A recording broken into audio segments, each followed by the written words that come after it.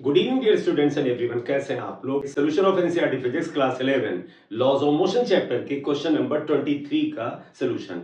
ये क्वेश्चन बड़ा इंपॉर्टेंट है क्योंकि बेटा ये क्वेश्चन स्टेटमेंट बेस्ड है। आजकल बेटा different competitive examination like NEET और इवन बोर्ड में भी अब इस तरह का पेपर बनाने की बात की जा रही है, जिसमें बच्चों का जो एनालिटिकल स्किल है साथ ही साथ उनकी रीजनिंग चेक की जानी चाहिए। तो ऐसे जो क्वेश्चन स्टेटमेंट बेस्ड होते हैं या असर्शन रीजन के जो क्वेश्चन होते हैं, इनका महत्व बढ़ता जा रहा है। तो इसलिए ये क्वेश्चन करना आपके लिए काफी फ्रूटफुल हो सकता है। आइए वीडियो को स्टार्ट करते हैं। उससे पहले आपसे रिक्वेस्ट है, अगर आप चैनल पे पहली बार आए हैं और पहली बार वीडियो देख रहे हैं इस चैनल पे, तो काइंडली इसे सब्सक्राइब कर लीजिएगा। इस चैनल पर आपको एनसीईआरटी फिजिक्स के सभी क्वेश्चंस का सलूशन मिलेगा और साथ ही साथ नीट जेईई जैसे एग्जामिनेशन से रिलेटेड अपडेट्स मिलते रहेंगे और कैसे काउंसलिंग करें उसके बारे में भी जानकारी दी जाएगी। चैप्टर है laws of motion, NCERT physics class 11, question number 23, explain why a horse can not pull a cart and run in empty space. एक जो घोड़ा है वो घोड़ा गाड़ी को खींच नहीं सकता है और खुद दौड़ नहीं सकता है एम्प्टी स्पेस में। जब बेटा हम लोग जमीन पे वॉक करते हैं तो हमारे पैर जमीन पर ऐसे नहीं पड़ते हैं, बल्कि हम पीछे की ओर धक्का देते हैं। जब भी बेटा आप आगे एक पैर बढ़ाते हैं तो पिछले पैर से जमीन को आप पीछे की ओर प्रेस करते हैं। कुछ लाइन ऑफ एक्शन ऐसा होता है, जैसे अगर ग्राउंड है तो जब आप एक कदम आगे बढ़ाते हैं, जो पिछला कदम है वो देखिए जमीन को पीछे की तरफ ऐसे प्रेस करता है। तो ये जो अपने पैरों से फोर्स लगाता है वो ऐसे नीचे की तरफ एक फोर्स के फॉर्म में जाता है और जमीन क्योंकि हार्ड है तो इसका इतना ही रिएक्शन फोर्स F आगे मिलता है।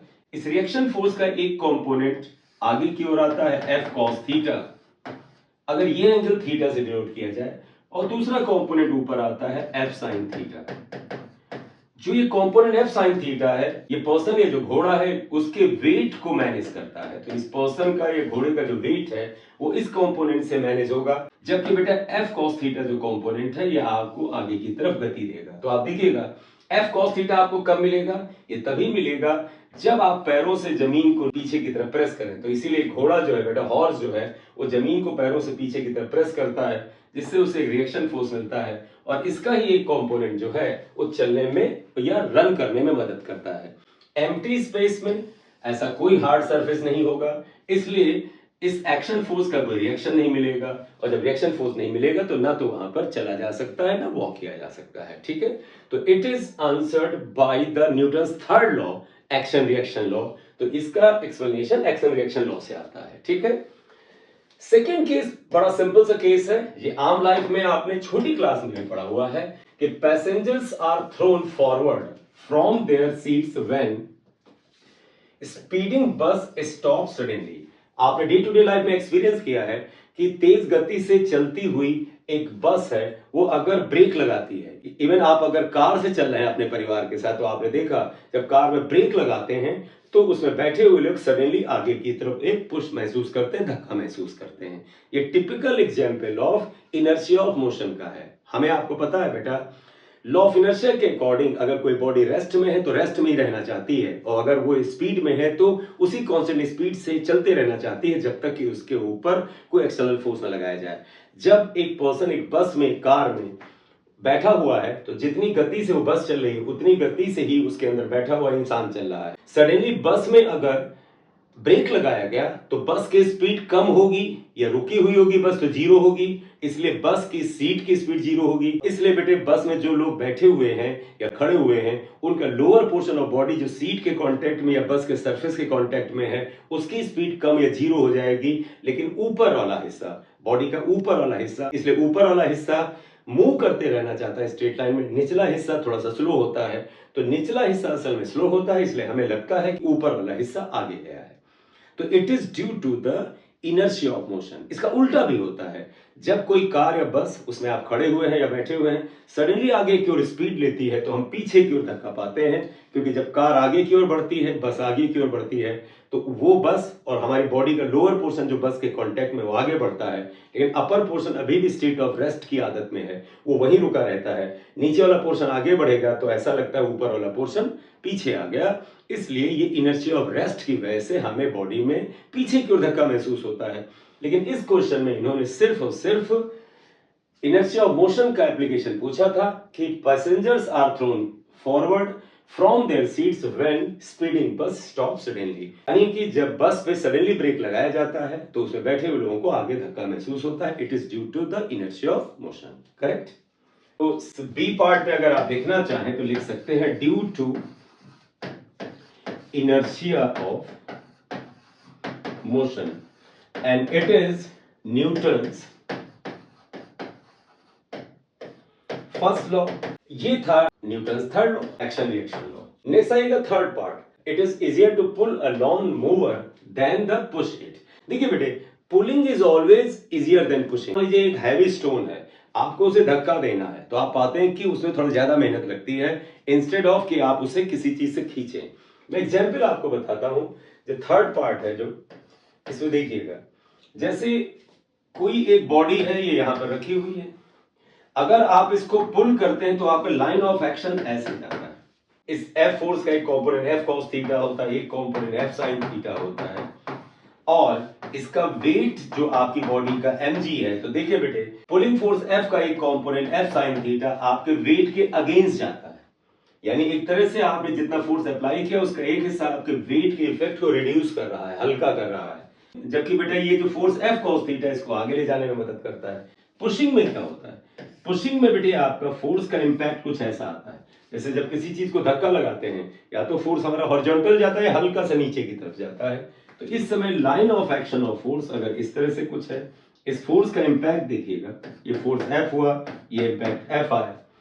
इस फोर्स के दो कंपोनेंट करिए, अगर ये थीटा एंगल है तो ये एफ कॉस थीटा आएगा, जो कि पिछले वाले एग्जांपल में भी था।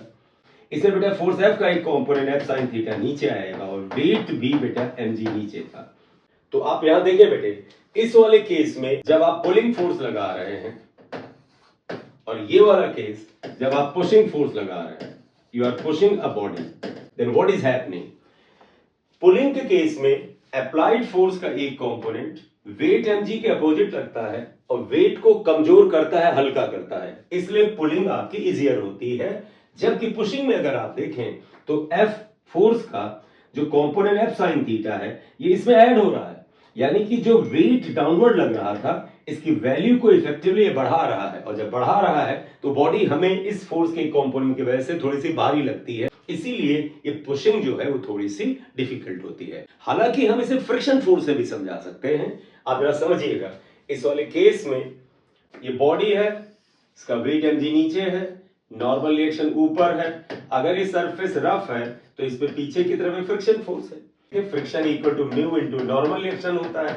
और यहां पर बेटे आप देखें, ये नॉर्मल रिएक्शन कितने के बराबर आएगा?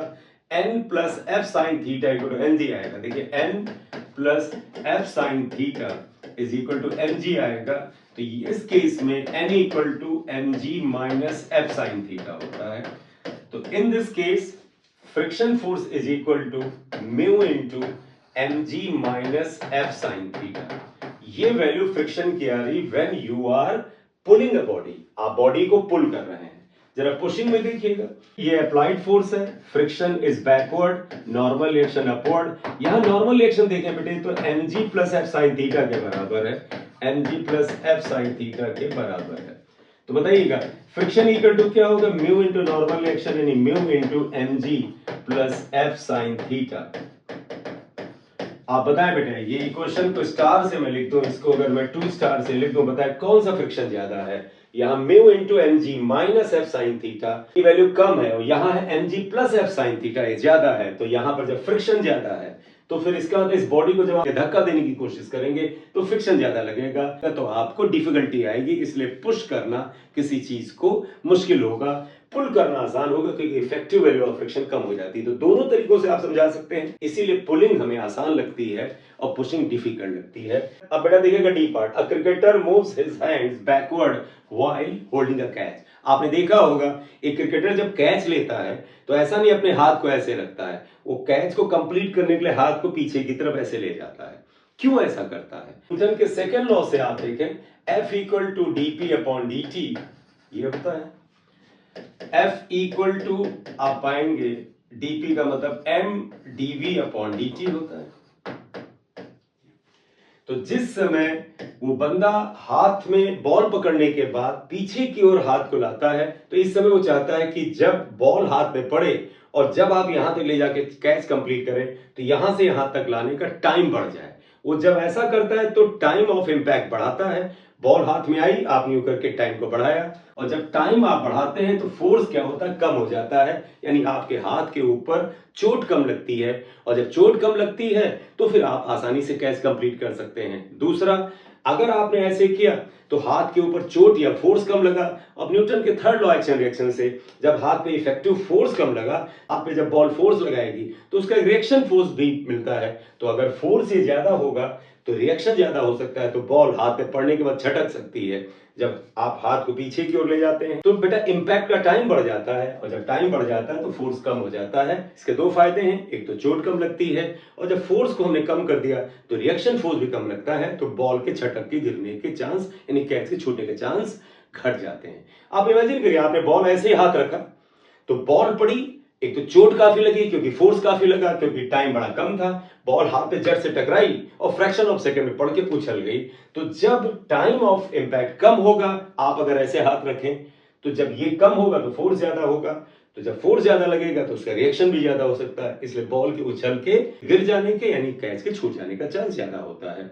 तो आप फाइनली ये कह सकते हैं, whenever a cricketer is completing a catch, हाथ को पीछे की ओर खींचता है जिससे कि टाइम ऑफ इंपैक्ट को बढ़ा सके, जिससे कि फोर्स की वैल्यू कम हो सके, और इस वजह से ना तो उसे चोट लगे और कैच भी आसानी से कंप्लीट हो जाए।